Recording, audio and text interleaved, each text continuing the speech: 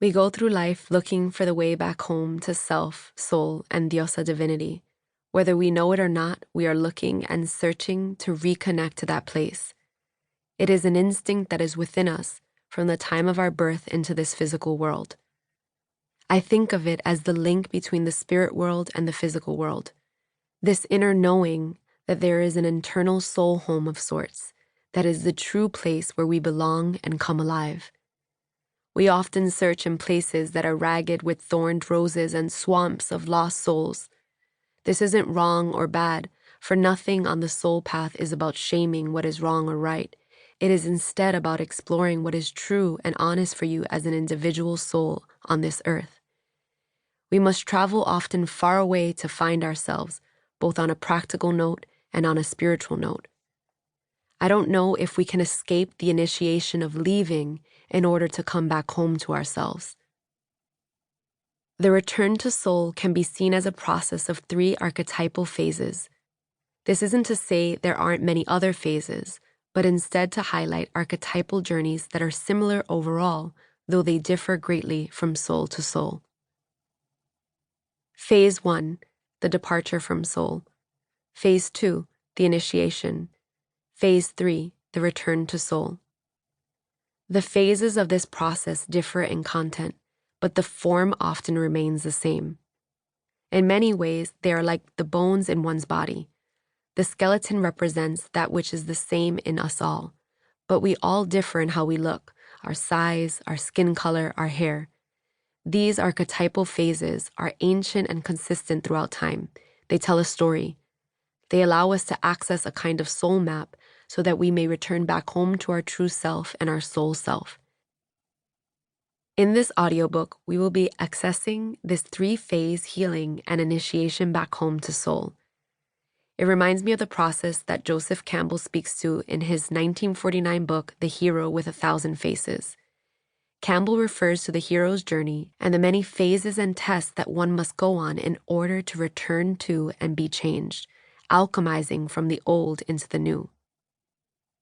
This is how the energy of La Diosa, Shakti, the feminine primal energy, works with us.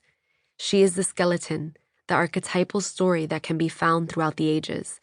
The way she chooses to work with us may differ, but there are certain core principles that we can look to and understand that remain the same. La Diosa is ancient. The wild feminine call back home to soul has always been and will always be. She is the creatrix, the magic weaver.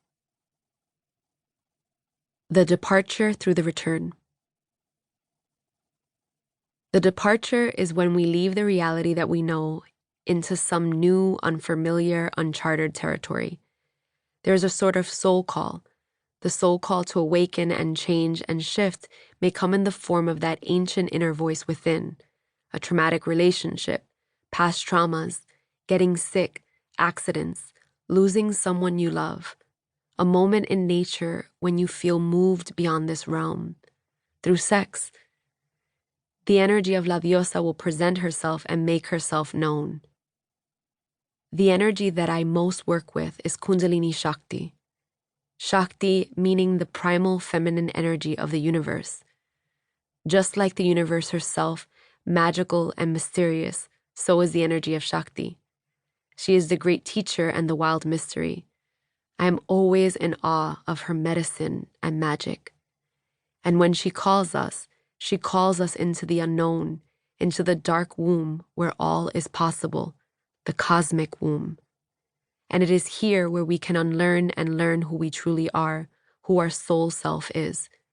It is key to have faith and be patient here, for you are leaving all you know.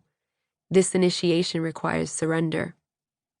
Campbell called this phase of the journey the road of trials because it is a challenging journey of transmutation and alchemy. This is the rigorous part of the soul work.